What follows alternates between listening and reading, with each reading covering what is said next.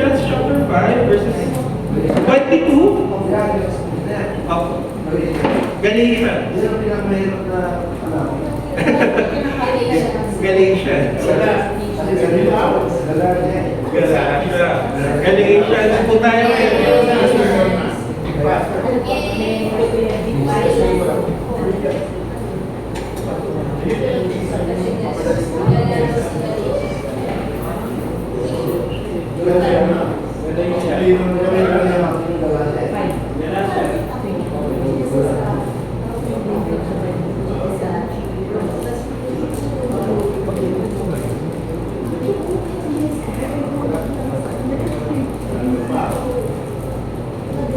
Galatians 22 hanggang 22 po. Feeling ko naman po, kabisado na natin ito. Sige po, sabay-sabay po natin basahin. Galatians chapter 5, verses 22 to 23, sabi niya, "But the fruit of the Spirit is love, joy, peace, patience, kindness, goodness, faithfulness, kindness, self-control. Against such things there is no law."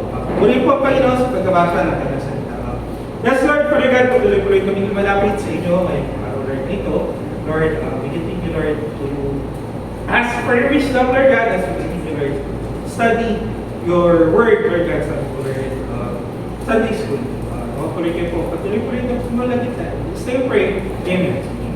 So, bago po magsimula, ito po ay continuation ito nung pinag-aralan natin kay Kuya Joel. Ano po yung last topic natin kay Joel? May nakakatanda pa po ba? Overtime tayo last Sunday. Overtime tayo. Ano yung topic last Sunday?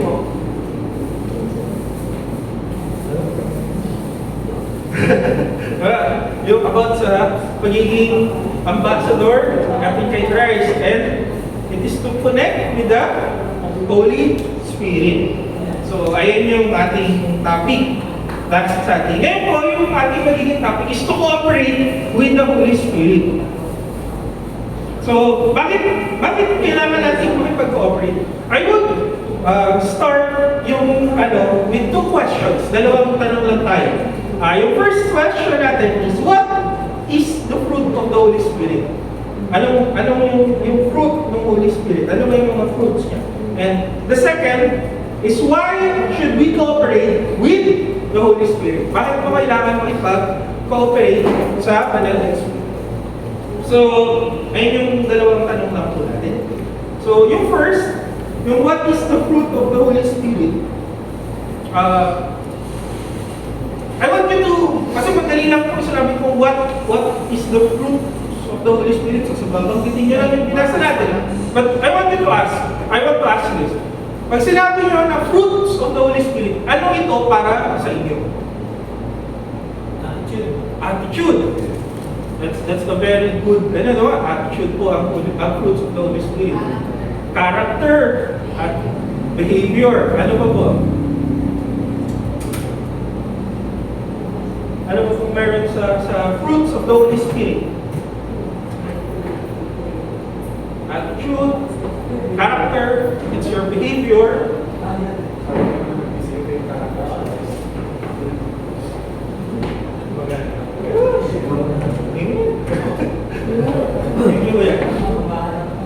So, what's with the ano pa? Ano pa po yung matatandaan natin pag nakita natin yung fruits of the Holy Spirit?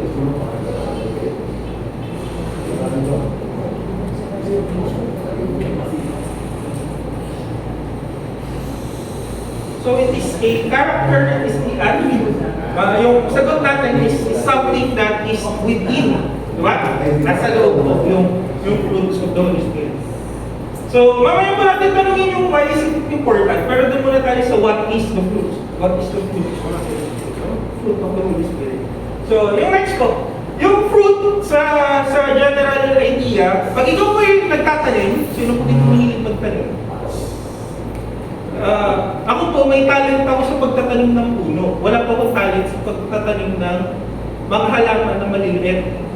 Kasi po yung lahat ng halaman ni mama sa bahay, namamatay pag ako yung nandoon. Pag si mama yung nandoon, magmumulaklak sila. Pero kung pag ako yung magdidilig, nalulunod, natutuyo, hindi ko alam kung bakit siya ganun. Pero kung pagdating sa puno, patanim niyo ako ng puno, kaya kong pagtanim ng puno. Ngayon, ang fruit, sa science, balik tayo ng science, ano yung klase ng fruit? Dalawa yung fruit eh. It's either fruit na makakain mo, yung isa is nakakain mo yung fruit, yung vegetable. Ano yung susunod na isa? They also consider it as fruit. Flower. Diba? Pag ikaw po'y magtatanim, pag ikaw po'y mahilig magtanim, diba, dalawa yung klase ng halaman, it's flowering plants, at saka yung berry na, yung fruit berry, yung talagang nag-fruit siya. So, anong mark ng isang malago at maganda na puno? Diba? Anong mark niya? Para mo masabi na maganda at malago yung puno mo, sabi yan, the fruit is a mark that the tree is growing right. It is a long process of work from the farmer. Yung nagtanim, magaling siyang magtanim kung kaya niya magpabunga ng bulaklak sa isang halaman. Pag kaya niya magpabunga ng isang prutas doon sa kanyang halaman. Kung nakita po kayo ng bonsai, ano po dito kung nakakita ng mga bonsai? Yung mga bonsai is nakaka-amaze sila, meron akong pina-follow na YouTube channel. Tapos pag makita mo yung bonsai ng mga nasa 100 years old na, it's really small na puno, but they are producing flowers, they are producing fruits, kasi kahit maliliit sila. So, sabi nga, anong isang importansya pa ng fruit? Fruit is a sign na kaya nang mag-reproduce nung halaman mo. How do you reproduce a tree? Diba? Ito yung magkakaroon ng bunga. At yung mula sa bunga, magkakaroon siya ng panibagong puno. Ganun din sa bulaklak, diba? Mag-pollinate sila, cross-pollination. Now, if fruit is a sign kung ano bang klaseng puno yung tinanim mo. Kung ikaw yung nagtanim ng mangga, ang ma-harvest mo dapat ay mangga. Kung magtanim ba ako ng mangga, mag-harvest pa dapat ako ng guyaba, no? That's impossible. Diba? Kahit nga sa grafting, yung pag ginagraft mo yung puno, yung magkakagka, yung ano, dapat same genus, same line sila. So, kung ako yung mag-graft ng kalamansi, lalagay ko ng lemon na stem, same family sila ng citrus. Science po tayo ngayon, ha? Nag-botany po tayo. Pero ganun yung idea niya. Same sila dapat kung saan sila nanggagaling. So, if fruit is a mark of kung ano ba yung tininim mo. Kung maraming, sabi po kanina ni Big Brother, nagtanim daw siya ng maraming, ano po? Sa Mindoro po, marami daw siya tinanim na, hindi ko po alam po, hindi ko po na, patola. Yung, kung halo-halo yung binili niya yung assorted seeds, kung naglalaro kayo ng Stardew Valley, may assorted seeds. Pag naglagay ka ng assorted seeds sa lupa, hindi mo alam kung ano yung tutubo. Pero malalaman mo ano yung tumubo dahil sa kanyang bunga. Di ba po? So ayun yung importansya ng fruit. It's for reproduction and it's for to see a sign kung ano ba siya. So, to be a Christian means that it means you have the fruit of the Holy Spirit. So, ano yung work mo as a Christian? Dali lang naman makita ko sinong Kristiyano. Totoo ba? Na madaling makita ko sino ang Kristiyano. Pag pumunta ka po sa mall, makikita ko ba kanya kung sino yung Kristiyano? Di ba? Di ba dapat daw makita? Natatandaan ko eh, nung bata pa po ako, nasa kabalatuan kami nun. Tapos, first time ng mga youth na kasama namin, nagkaroon po kami ng camp dito sa Banawan. Sorry, naging storytelling time. Pero, it's a very good story of a fruit. Na pagkadaan po namin nung toll gate, bigla ko sinigawan yung nasa toll gate. Ate, ang ganda mo! Nagalit yung pastor na nagdadrive. Sabi niya sa akin, tandaan mo, kung anong nakasulat dito sa loob yung sa labas po ng service, nakasulat doon sa loob ay Christ Christ, the living vine, yung church mo, yung pangalan ng church nila, sabi niya, kung anong sasabihin mo, magpapakita yun as a Christian sa'yo. Kung nambabastos ka ng babae, ang nasa isip nila, nambabastos yung mga Kristiyano ng babae. Diba? Sa dami ng tao sa mundo, for them to know a Christian, it's more than the shirt that you wear, the crucifix that you have, the sticker that you have on your car. Yung pinakamagandang example as a Christian is yung fruit of the Holy Spirit. So ayun yung magiging sign natin, totoong Kristiyano to. Kasi nakikita yung fruits of the Holy Spirit sa kanya, buhay. So, ayun nga, yung fruits, sorry. Wrong grammar tayo. The fruits of the Holy Spirit is love, joy, peace, patience, kindness, goodness, faithfulness, gentleness, and self-control. Yung pag meron kayo ng fruits na to, it shows that you are a true follower of Christ. Yung question niya parati, paano na kung isa lang yung fruit na nagpapakita sa akin? Paano na kung love lang yung nagpapakita sa akin? Kung gentleness lang yung nagpapakita sa akin? Kung isa lang yung nagpapakita? Ang importante, may fruit na nagpapakita. Ang nagiging questionable po kasi kung wala talagang fruit. Diba, last Sunday po, pinag-usapan is being an ambassador of Christ. So ito po ngayon, ano ba yung sinasabi mo na pagiging ambassador mo? So, a way to show that you are an ambassador of Christ is to show that you have these kinds of fruit. Mga prutas ito na nasa sa iyo. Sabi po natin, it's an attitude, it's your characteristic, it's your behavior, it's innate within you. Ibig sabihin, ito ay nagmumula sa loob mo. Nasa loob po. Wala sa labas. Hindi ito reactive. Alam niyo po yung reactive na, yung reactive kasi pag sinuntok po bigla si Kuya Marnes, may nagre-react yan, may reaction yan si Kuya Marnes. It's either manununtok siya or magugulat siya bakit siya sinuntok. Ayun yung reactive eh. Pero pag innate yun sa loob mo, pag may nangyari outside sa'yo, pag sinuntok ka, hindi ka kaagad magagalit.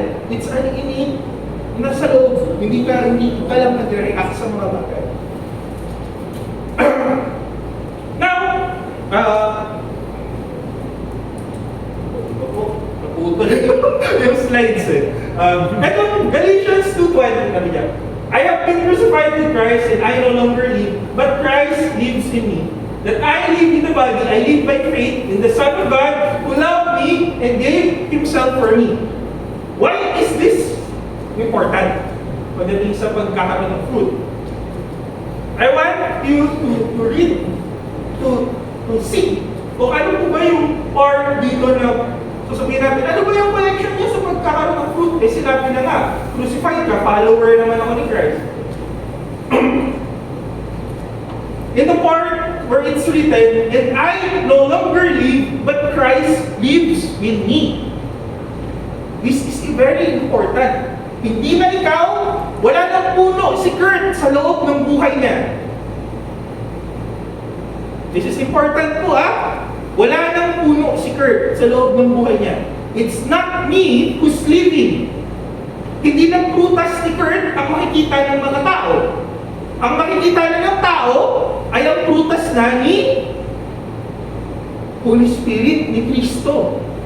So, namaya, for I've been crucified with Christ and I no longer live. Hindi na ako yung nabubuhay, kundi si Kristo na ang bubuhay.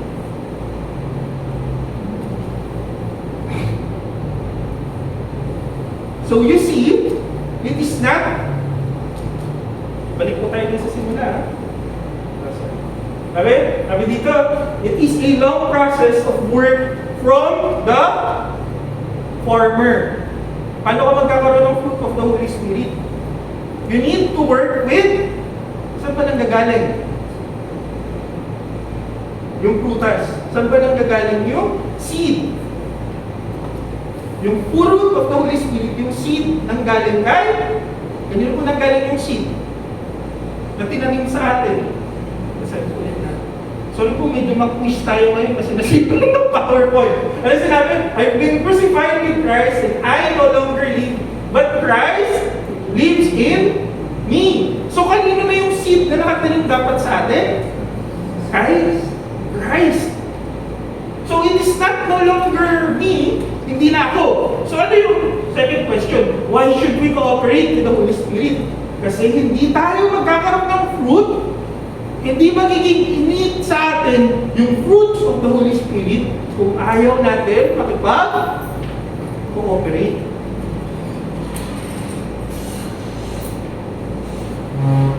Let us remember, sabi ni God sa John, ano po sinabi niya sa John? John 15. Sino po makakatanda ng John? For I am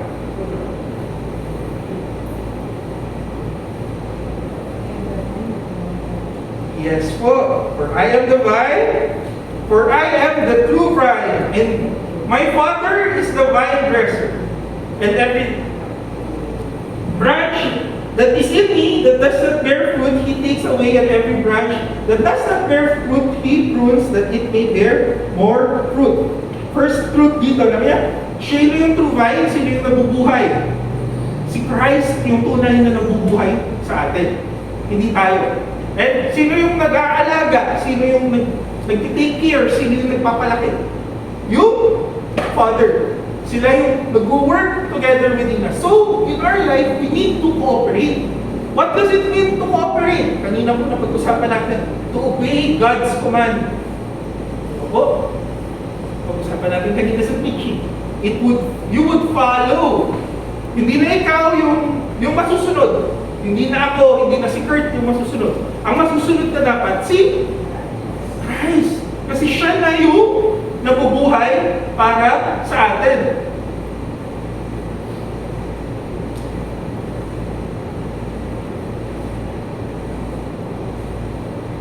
Is it, isang message lang naman natin siya to follow? No, it's an everyday choice to follow Christ. Kasi everyday naman dapat nabubuhay tayo. So that's why we need to work with the Holy Spirit. Kasi kung wala po yung working with the Holy Spirit, hindi tayo mag-blossom. Hindi mag-grow yung ating mga fruit.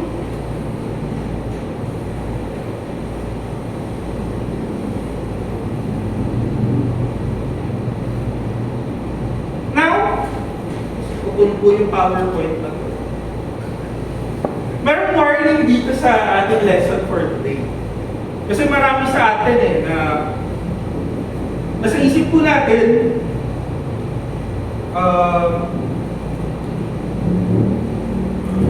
may favorite ako ng word yung parang napagtatalunan ko itong word na to. Paano mo siya pinopronounce? Yung genuine or genuine? Nagkaaway ang mga tao dyan. Paano ba ito pinopronounce? Genuine or genuine? Diba? Bakit ko siya favorite na word? May tinatawag na genuine acceptance of Christ. Kasi ang ating paniniwala po, once you believe, you are saved. Diba? Tinanggap mo si Kristo. Ikaw ay naligtas at nagkaroon ka ng repentance. Magkakaroon ka ng kaligtasan. Now, people would tell you, ay, paano yun? Bakit yung buhay niya tinanggap daw niya kung si Christ? Amen pa yan sa youth camp eh. Pero yung buhay naman niya hindi nagpapakita.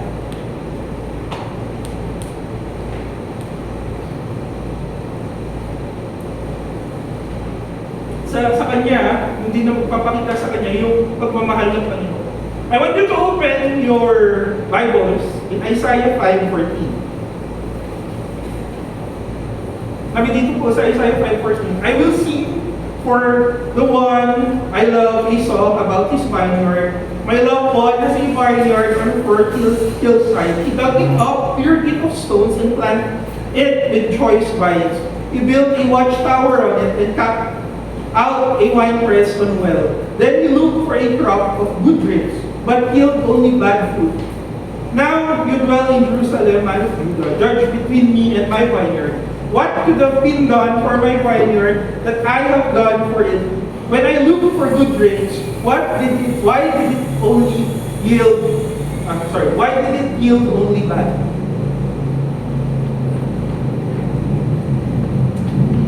Anong sinabi po dun sa John 15, verse 2 po?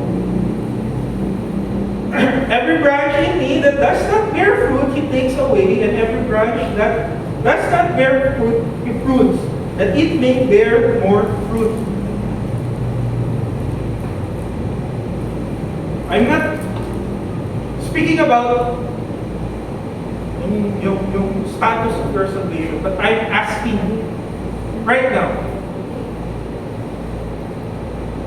if a real believer, yung totoong tumanggap sa Panginoon, kaya na kaya hindi makapag-cooperate sa banal na Espiritu.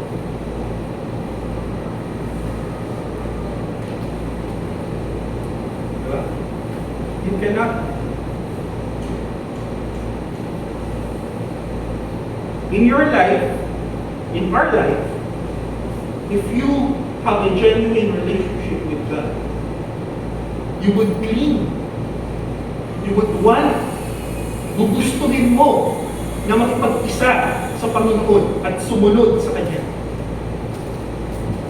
Sabi ko dito, it's very important at tandaan natin parati, it is not no longer I that lives, but Christ lives in me.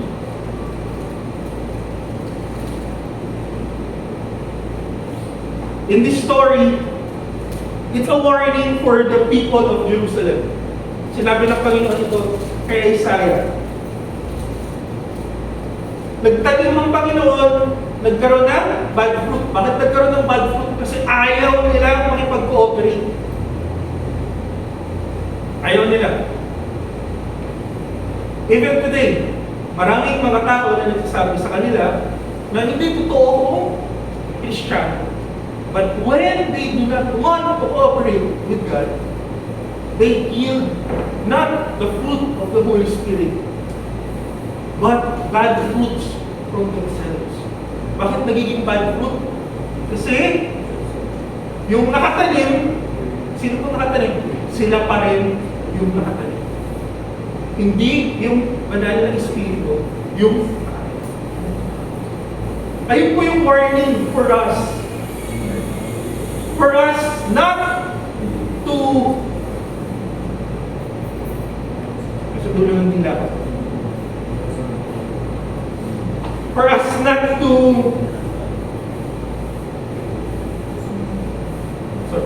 para hindi tayo maglaylo dun sa pagpa-cooperative, yung pakikipagsama natin sa banal na Espiritu. Do not be huwag kang maglaylo when the Holy Spirit is working within you. But be active, be participative sa pinapagawa sa iyo ng banal na Espiritu. Tandaan po natin, it is now your sa aeroplano ang tawag niyang call sign. Kasi nasa aeroplano ka po, radyo. Pag nagra-radyo ko sa barko ko, may call sign na yun sa barko. Sa aeroplano po kasi, yung favorite ko na term sa aeroplano. Nakikita niyo ba yung mga aeroplano? Nagtataka kayo bakit hindi nagbabanggaan yung mga aeroplano. Sa tower pa lang. From Singapore to the Philippines. Yung pathway niyan, ng Singapore to Philippines, tumatawag yan sa radyo. Tapos para malaman nila na totoo, na taga-Pilipinas, yung tawag na yan, kasi sa radyo, pag marinig nyo yung radyo, anong parati na sabihin, Niner, Manila, a real call sign, parati ang may sasabihin. That call sign is registered sa buong mundo. Kung ako yung call sign ko, Alpha, it's registered sa buong mundo. So alam nila kung sino yung nagagamit ng call sign. The same with us Christians. The fruit of the Holy Spirit is our outside. Hindi mo pwedeng dayain yan kasi ini sa'yo. Pwede ngayon, sabihin mo, mabait naman po yan, maganda naman po yan, hindi naman po yan masama yung ugali niya. But there will come a time that all fruits will be tested. And when the testing comes, pag yung sarili nating fruit, yung hawak-hawak natin, ano mangyayari sa fruit natin? Susunog. So, ano po paghahawakan natin ng fruit? Paghawakan natin ng fruit of the Holy Spirit. Huwag natin paghawakan yung iba. Hold on to the fruit that was given us and cooperate with the Holy Spirit so that your fruit can be abundant. And the greatest thing about having abundant fruit, yung abundance ng fruit. Sino po dito mahilig sa prutas? Marami naman mahilig sa prutas. Ako po, nasusuya ako pag naamoy ko ang guyabano. Alam niyo po kung bakit? Kasi nung bata kami, may guyabano kami sa bahay. Yung guyabano, tatandaan niyo ni Antoine eh. Yung guyabano po namin sa bahay, walang season yung guyabano na yun. Legit na from January to December, namumunga siya. Tapos yung bunga po niya, mas malaki pa sa ulo ko. Kaya yung mga kapitbahay namin, parating pumupunta dun sa bahay, parating sila sabi, pwede po ng guyabano. So sinasabi namin, sige po, kumuha na lang kayo. Kaya po ang nangyari sa akin, pag nakakamoy ako ng guyabano, tapos naamoy ko siya, may amoy po kasi para sa akin yung guyabano na, alam ko kagad no, pag mamoy ko, maasim tong guyabano na to ha. Suyahan na kagad ako, nagsawa na kagad ako dun sa amoy. Kasi po yung guyabano namin sa bahay, napakatamis niya. So meron akong point of reference na alam ko, ito yung matamis na guyabano at ito yung hindi matamis. Bakit ko nalaman? Kasi simula bata pa lang ako, hanggang pagkalaki ko, meron akong point of reference.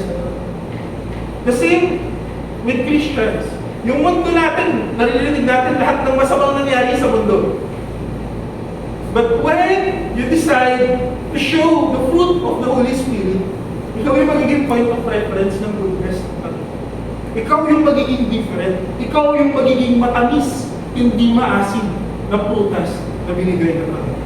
And babalik tayo dun sa, natin, last Sunday sa Sunday school natin. And that is a good way to be an ambassador of Christ. And, puntaan po natin yung Sunday school natin, yung preaching po natin kanina. And that is the easiest way to share the gospel. Kasi makikita po sa buhay.